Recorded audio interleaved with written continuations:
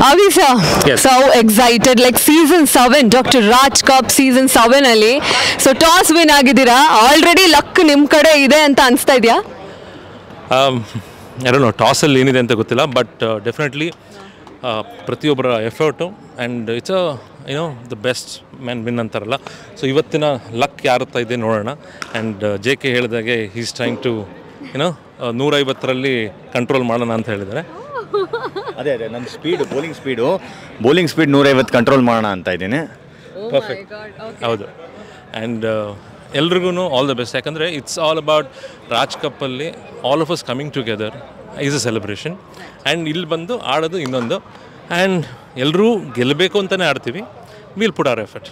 Okay so ಈಗ 10 ಓವರ್ಸಲ್ಲಿ ಎಷ್ಟು ರನ್ಸನ್ನು ನೀವು ಸ್ಕೋರ್ ಮಾಡ್ತೀರಾ ಅನ್ನೋ ಕಾನ್ಫಿಡೆನ್ಸ್ ಇದೆ?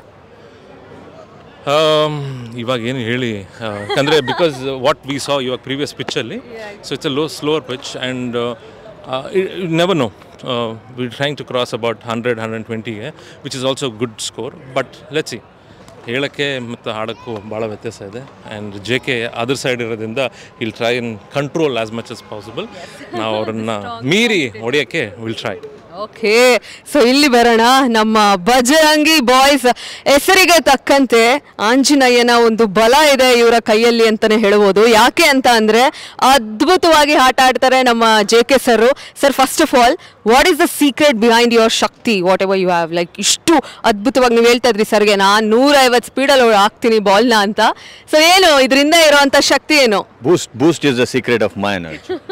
ಏನಿಲ್ಲಪ್ಪ ಆರಾಮಾಗಿ ಒಳ್ಳೆ ಊಟ ಮಾಡ್ತೀವಿ, ಕ್ರಿಕೆಟ್ ಎಂಜಾಯ್ ಮಾಡ್ತೀವಿ. We really enjoy cricket. ಪ್ರತಿಯೊಬ್ಬರು we have been playing from day 1 ನಾವು ರಾಜ್ ಕಪ್ನ.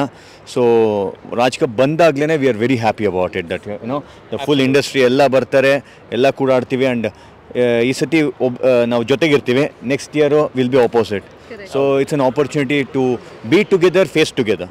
ಯಾ ವೆರಿ ಟ್ರೂ.